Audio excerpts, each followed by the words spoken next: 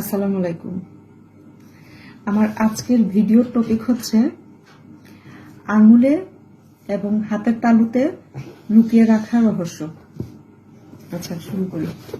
প্রথমে আমরা আল্লাহু লেখাটা দেখি।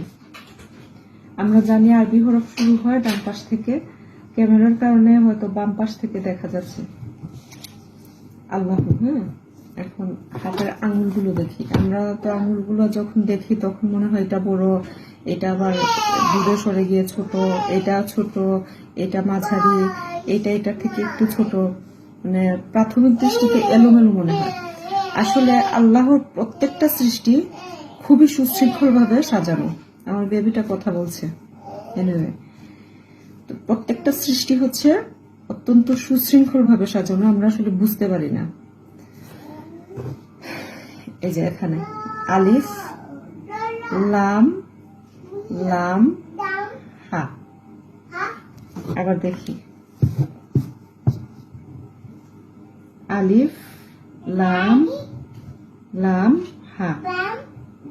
কি চমৎকার, তাই না? আরো আছে।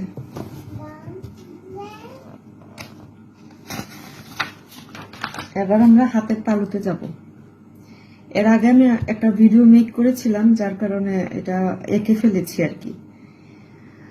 ভিডিওটা কোনো কারণে ডিলিট হয়ে গেছে।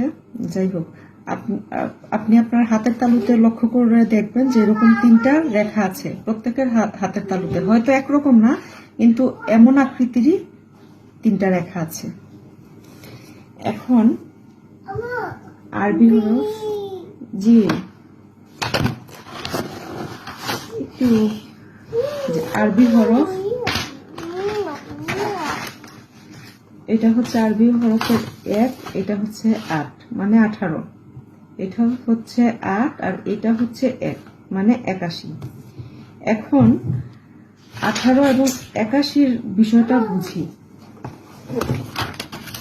এই যে ডান হাতে আছে 18 এবং বাঁ হাতে আছে 81।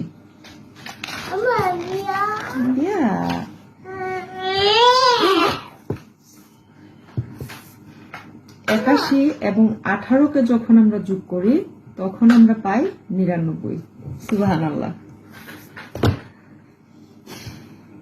আল্লাহর আসমাউল হুসনার নাম সমূহ আমরা জানি 99টি। সুবহানাল্লাহ, কি চমৎকার, তাই না? আরো আছে।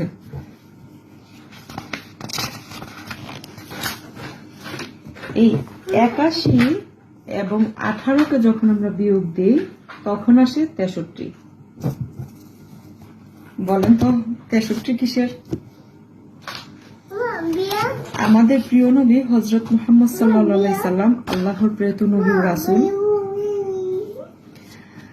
নবী করিম সাল্লাল্লাহু আলাইহি সাল্লাম পৃথিবীর জীবন অতিবাহিত করেছেন 63 বছর বয়স। এই সংখ্যাটা 63। সুবহানাল্লাহ। আসলে আল্লাহর কোন নিয়ামত আমরা অস্বীকার করতে পারি? কোন নিয়ামত অস্বীকার করার আসলে কোনো সুযোগ নেই। সুবহানাল্লাহ, আলহামদুলিল্লাহ, সর্বাবস্থায় আলহামদুলিল্লাহ। ধন্যবাদ সবাইকে।